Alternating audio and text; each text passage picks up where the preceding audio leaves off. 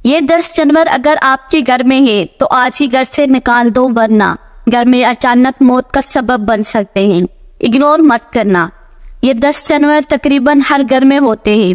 بسم اللہ الرحمن الرحیم۔ محترم ناظرین، کچھ ایسے جانور بھی ہیں کہ جن کو گھر میں رکھنا بہت خطرناک ہو سکتا ہے، اور ان میں سے تو کچھ ایسے جانور بھی ہیں کہ جن کے سبب گھروں میں بے وقت موت تک ہو جاتی ہے۔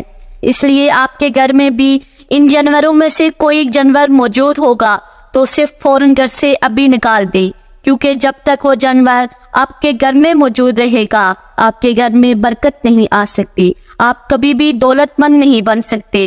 لہٰذا آج کی اس ویڈیو میں نہ صرف آپ کو ان منحوس جانوروں کا بتائیں گے بلکہ ان کو اپنے گھروں سے نکالنے کا طریقہ بھی بتائیں گے، لہٰذا اس ویڈیو کو آخر تک ضرور دیکھیے گا۔ محترم ناظرین، جیسا کہ ہم سب جانتے ہیں کہ تمام مخلوقات کو اللہ تبارک و تعالیٰ نے ہی پیدا فرمایا ہے، لیکن کچھ مخلوقات کو اللہ تبارک و تعالیٰ نے ہمارے لیے حلال کر دیا جبکہ کچھ کو حرام۔ اس طرح سے کچھ ایسے جانور بھی ہیں جو گھروں میں برکت اور رحمت لے کر آتے ہیں، جبکہ کچھ جانور گھروں میں زوال لاتے ہیں اور بے برکتی کی وجہ بنتے ہیں۔ نمبر 1، مکھی۔ علماء کرام اور بزرگان دین مکھی کا شمار نجس ترین مخلوق میں کرتے ہیں۔ اسلامی تعلیمات کے مطابق مکھی نہ صرف گھر میں بے برکتی لاتی ہے بلکہ رزق کی تنگی لانے کی بھی وجہ بنتی ہے۔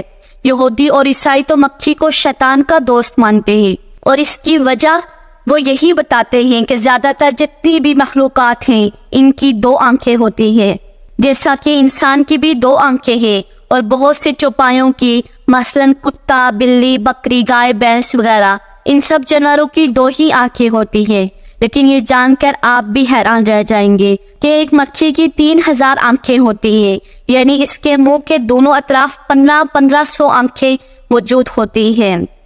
عیسائیوں اور یہودیوں کا ماننا ہے کہ ان میں سے صرف 2 آنکھیں مکھی کی اپنی ہوتی ہیں، جبکہ باقی کی آنکھیں شیاطین کی ہوتی ہیں، اور ان آنکھوں کے ذریعے وہ انسانوں پر نظر رکھتے ہیں۔ اور تاریخ کا مطالعہ بھی ہمیں یہی بتاتا ہے کہ مچھر کے بعد انسانوں کے اندر سب سے زیادہ بیماریاں پھیلانے والی اور انسانوں کی موت کا سبب بننے والی مخلوق مکھی ہی ہے۔ لیکن بزرگان دین نے مکھیوں کو گھر سے نکالنے اور گھر سے دور رکھنے کا ایک بہترین طریقہ بھی بنا رکھا ہے۔ بزرگوں کا کہنا ہے کہ مکھی، جسے عرف عام میں نیاز بو کا پودا بھی کہا جاتا ہے، آپ نے نیاز بو کے پتے لینے ہیں اور ان کو مسل لینا ہے، اور گھر کے ہر کونے میں کچھ پتے مسلنے کے بعد پھینک دینے ہیں۔ کچھ ہی دیر میں آپ دیکھیں گے آپ کے گھر میں موجود تمام مکھیاں گھر سے باہر نکل گئی ہیں۔ نمبر 2، چھپکلی۔ چھپکلی گھر میں مصیبت اور پریشانی لانے والا جانور ہے۔ علماء کرام اور بزرگان کا ماننا ہے کہ جس گھر میں چھپکلی پائی جاتی ہے اس گھر میں اچانک سے مصیبتیں اور پریشانیاں نازل ہوتی رہتی ہے۔ نبی کریم صلی اللہ علیہ وسلم نے تو چھپکلی کو قتل کرنے کا حکم تک دے رکھا ہے، کیونکہ چھپکلی ایک نافرمان جانور ہے۔ جب نمرود کی جانب سے حضرت ابراہیم علیہ السلام کو آگ میں پھینکا جا رہا تھا تو شہد کی مکھی نے اس پہ بہت زیادہ افسوس کا اظہار کیا تھا، جبکہ چھپکلی اس پر خوش ہوئی تھی اور نمرود کو حق پر قرار دیا تھا۔ اور یہی وجہ ہے کہ ناحق کے ساتھ دینے کی وجہ سے نبی کریم صلی اللہ علیہ وسلم نے چھپکلی کو قتل کرنے کا حکم دیا ہے۔ محترم ناظرین، اگر آپ کے گھر میں بہت زیادہ چھپکلیاں پائی جاتی ہیں تو گھر سے چھپکلیوں کو نکالنے کا ایک آسان طریقہ بھی موجود ہے کہ آپ نے انڈوں کے چھلکے لے لینے ہیں، اور گھر کے جتنے بھی کونے ہیں جن کونوں میں چھپکلی عام پائی جاتی ہے ان کونوں میں انڈے کے چھلکے رکھ دینے ہیں۔ کچھ ہی دنوں میں آپ دیکھیں گے کہ آپ کے گھر میں جتنی بھی چھپکلیاں تھیں وہ گھر سے باہر نکل جائیں گے۔ نمبر 3، چوہا۔ چوہا شروع سے ہی انسانوں کے دشمن رہے ہیں، انسانوں کو بھاری جانی اور مالی نقصان پہنچاتے رہے ہیں۔ چوہے فصلوں میں بھی گھس جاتے ہیں اور فصلوں کو نقصان پہنچاتے ہیں، جس کے سبب پیداوار بہت زیادہ کم ہو جاتی ہے۔ اسی طرح سے یہ اناج کے گوداموں میں گھس کر اناج کھا جاتے ہیں، یہاں تک کہ ان کی وجہ سے کئی علاقوں میں قحط سالی پڑ جاتی ہے۔ اس کی وجہ سے ہزاروں اور لاکھوں انسان مرتے آئے ہیں۔ بزرگوں کا کہنا ہے اگر گھر میں چوہا موجود ہو تو کوئی مسئلہ نہیں، لیکن اگر 2 یا 2 سے زیادہ چوہے ہوں تو ان کا گھر میں موجود رہنا گھر میں رزق کی کمی لاتا ہے۔ گھر میں موجود چوہوں سے نجات کیسے حاصل کرنی چاہیے؟ تو اس کا حل بھی ہمیں اسلامی تاریخ سے یہ ملتا ہے کہ حضرت نوح علیہ السلام کا واقعہ تو یقیناً آپ لوگوں نے ضرور سنا ہوگا کہ حضرت نوح علیہ السلام کی قوم سخت نافرمان ہو گئی۔ تو آپ علیہ السلام نے اللہ تبارک و تعالیٰ کی حکم سے کشتی بنائی۔ اس میں آپ نے تمام مخلوقات کا ایک ایک جوڑا سوار کر لیا۔ اس کے بعد اللہ تبارک و تعالیٰ نے حضرت نوح علیہ السلام کی قوم کو پانی میں بہا دیا۔ تب حضرت نوح علیہ السلام کی کشتی میں چوہوں کا ایک جوڑا بھی تھا، جنہوں نے تیزی سے اپنی آبادی کو بڑھانا شروع کر دیا، اور دیکھتے ہی دیکھتے کشتی میں چوہوں کی تعداد بہت زیادہ ہوگی، جنہوں نے نہ صرف اناج کو کھانا شروع کر دیا بلکہ کشتی میں بھی جگہ جگہ سوراخ کرنے شروع کر دیے۔ اس کے بعد حضرت نوح علیہ السلام نے اللہ تبارک و تعالیٰ سے دعا کی۔ اللہ تبارک و تعالیٰ نے جبریل علیہ السلام کو پیغام دے کر حضرت نوح علیہ السلام کے پاس بھیجا کہ اپنی کشتی میں موجود شیر کی پیٹھ پر ہاتھ پھیرے۔ جس کے بعد حضرت نوح علیہ السلام نے شیر کی پیٹھ پر ہاتھ پھیرا تو شیر نے ایک زوردار چیخ ماری۔ بلیوں کا ایک جوڑا اس کے دونوں نتھیوں سے باہر گرا۔ بلیوں کے اس جوڑے نے کشتی کے اندر موجود تمام چوہوں کا خاتمہ کر دیا۔ اس لیے آپ کے گھر میں بھی زیادہ چوہے پائے جاتے ہیں تو کوشش کریں کہ گھر میں ایک بلی پال لیں۔ بلی نہ صرف گھر میں موجود تمام چوہوں کا خاتمہ کر دے گی بلکہ گھر میں بلی رکھنے سے گھر میں برکتیں اور رحمتیں بھی نازل ہوں گی۔ بلی کا گھر میں رہنا بہت زیادہ مبارک مانا جاتا ہے۔ نمبر 4، چمگادڑ۔ 90% سے زیادہ لوگ جن کے گھروں میں چمگادڑیں رہتی ہیں انہیں اس بات کا پتہ ہی نہیں چل پاتا ان کے گھروں میں یہ مخلوق آ کر رہنے لگ گئی ہے۔ آپ نے یقیناً اس مخلوق کو اکثر رات کے وقت اٹھتے ہوئے دیکھا ہوگا، اور اکثر چمگادڑ اور چمچڑک کو ایک ہی مخلوق سمجھتے ہیں، لیکن اصل میں یہ دو الگ الگ نسل کے جانور ہیں۔ چمگادڑ سائز میں کافی بڑے، یہاں تک کہ ایک کوے سے 2 گنا سائز میں ہو سکتا ہے۔ چمگادڑ درخت پر رہتے ہیں اور عام طور پر دن کے وقت الٹے لٹکے ہوئے نظر آ جاتے ہیں، لیکن یہ چمچڑک ہوتی ہے یہ سائز میں کافی چھوٹی ہوتی ہے۔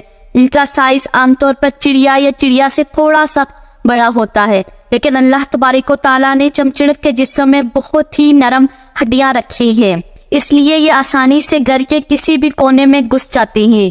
عام طور سے گھروں میں جو پائپ یا پرنالے وغیرہ لگے ہوتے ہیں، یہاں چمچڑک آسانی سے گھس کر اپنی زندگی گزارنے لگتی ہیں اور گھر والوں کو پتہ ہی نہیں چلتا ان کے گھر میں چمچڑک رہتی ہے۔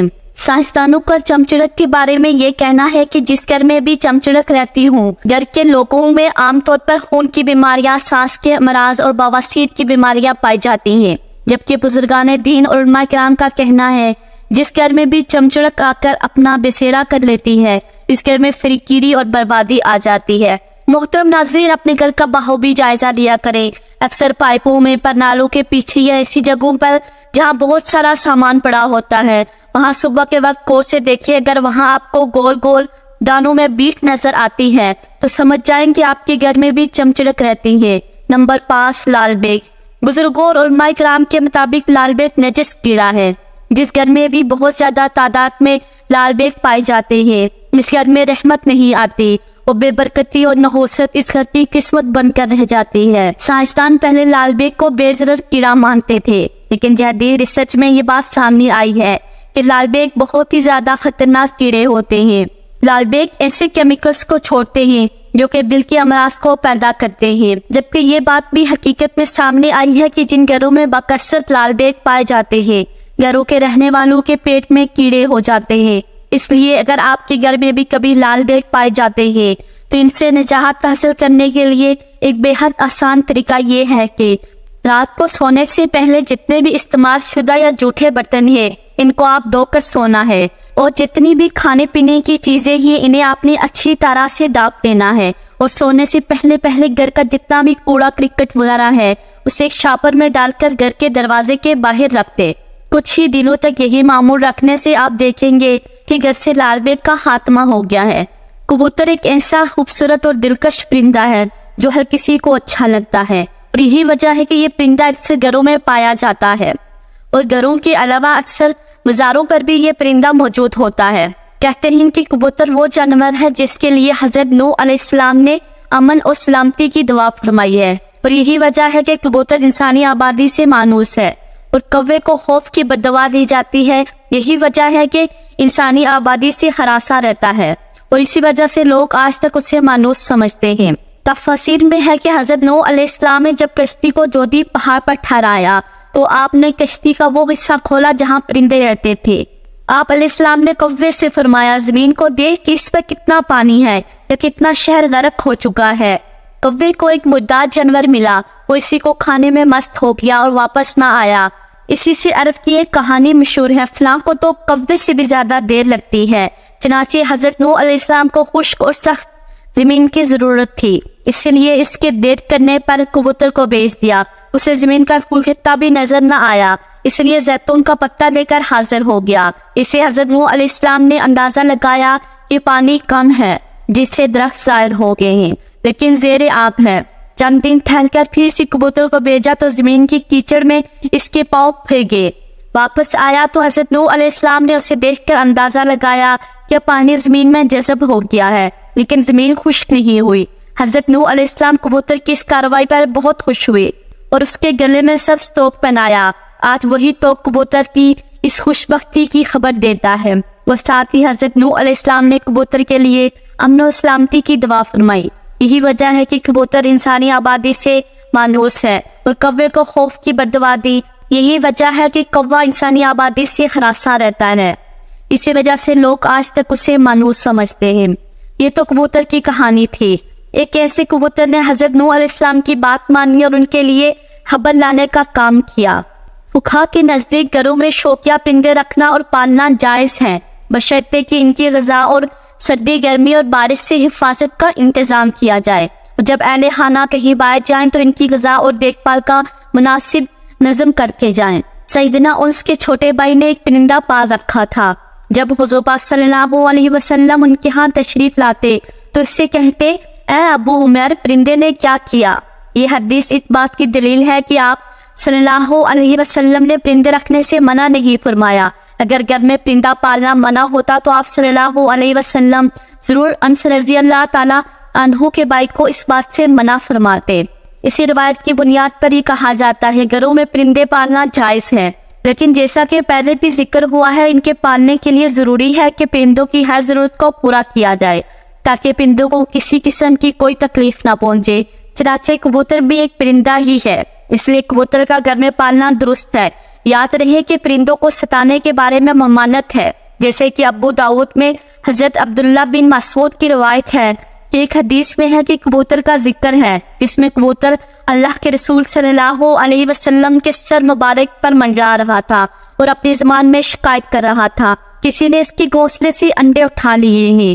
रसूलुल्लाह सल्लल्लाहु अलैहि वसल्लम ने सहाबा में ऐलान किया। एक सहाबे ने अंडे उठाना कबूल किया तो उन्होंने हुक्म दिया कि वो घोंसले में अंडे वापस रख दे। इस रवायत से मालूम होता है कि परिंदों को सताना नाजायज है और परिंदों को सताने से इसीलिए रोका गया है, परिंदों की बदवा लगने का एहतमाल है। और चूंकि कबूतर भी इन परिंदों में शामिल है जो कि अंबिया किराम का पसंदीदा रहा है, इसीलिए अगर कबूतर को सताया जाए तो कबूतर भी बदवा दे सकता है, लिहाजा कबूतर को सताने से इज्तनाब करना चाहिए। कबूतर के बारे में आपको बताते हैं कि इस्लामी तालीमात इस बारे में क्या कहती है। हदीस में है कि घरेलू कबूतर खता को बहुत याद करते हैं, अहले बैत को दोस्त रखते हैं और साहबे खाना को दुआ देते हैं कि अल्लाह तुम्हें बरकत दे। किसी शख्स ने रसूलुल्लाह सल्लल्लाहु अलैहि वसल्लम से तन्हाई की शिकायत की तो हज़रत सल्लल्लाहु अलैहि वसल्लम ने फरमाया कि एक जोड़ा कबूतर का पाल ले। जाफर रहमतुल्लाह अलैह फरमाते हैं कि कबूतर पैगंबरों के परिंदों में से है, कबूतर घर में रखो, चूंकि हजरत नूह अलैहिस्सलाम ने इसको पसंद किया और दुआ दी कि किसी परिंदे पर इतना प्यार नहीं आता जितना कबूतर पर आता है। आपने फरमाया जिस घर में कबूतर हो इस घर के रहने वाले जिन्नों की आफतों से महफूज रहेंगे, क्योंकि जिन्नों के बच्चे घरों में खेलते फिरते हैं। जिस घर में भी कबूतर होते हैं वो उनसे मशगूल रहते हैं और आदमियों की तरफ मुतवज्जो नहीं होते। इसी तरह एक और रवायत में आता है कबूतर का जो पर झड़कता है वो शयातीन की नफरत और भागने का सबब होता है। इन रवायात से ये बात मालूम हुई कि कबूतर का घर में पालना मौजब बरकत है। और जैसा कि आप सल्लल्लाहु अलैहि वसल्लम ने सहाबा कराम को कबूतर पालने का बोला तो इससे ये बात मालूम होती है कि कबूतर पालने में खैर है, कबूतर पालने के लिए भी मुंसलिक है। और याद रहे कि बाज लोग शौक से कबूतर पालते हैं, इनका शौक कबूतर पालने की हद तक होता है, लेकिन बाज लोग कबूतरबाजी की नीयत से भी कबूतर पालते हैं। और चूंकि कबूतरबाजी में वक्त और पैसे का ज़िया है, याद रहे कि कबूतर पालना एक महंगा और मेहनत तलब शौक है। कबूतरबाजी के मुकाबले अगर सख्त गर्मी में होते हैं मगर इनकी तैयारी साल जारी रहती है। शौकीन अफराद एक एक कबूतर पर लाखों रुपए खर्च करते हैं। आला नस्ल के इन कबूतरों को खास तरीके से तरबियत दी जाती है اور یہ مقابلے صوبائی اور قومی سطح پر ہوتے ہیں۔ شوقین افراد آبادی میں جگہ جگہ پنجرہ لگا کر اپنے وقت کا کافی حصہ ان پالتو جانوروں پر صرف کرتے ہیں۔ اسی لیے کبوتر بازی کے لیے بھی اگر فقہا سے پوچھا جائے تو اس کو درست نہیں فرماتے، کیونکہ اس میں مال و وقت کا بہت ضیاع ہے جو کہ فضول خرچی میں آتا ہے۔ اسی لیے ہمیں ایسے کاموں سے بچنے کی کوشش کرنی چاہیے۔ اللہ تبارک و تعالیٰ سے دعا ہے کہ ہمارے گھروں کو اسے نجس گندے جانوروں سے محفوظ رکھے، نیکی کی بات کو سننے سمجھنے اور اس پر عمل کرنے کی توفیق عطا فرمائے۔ آمین یا رب العالمین۔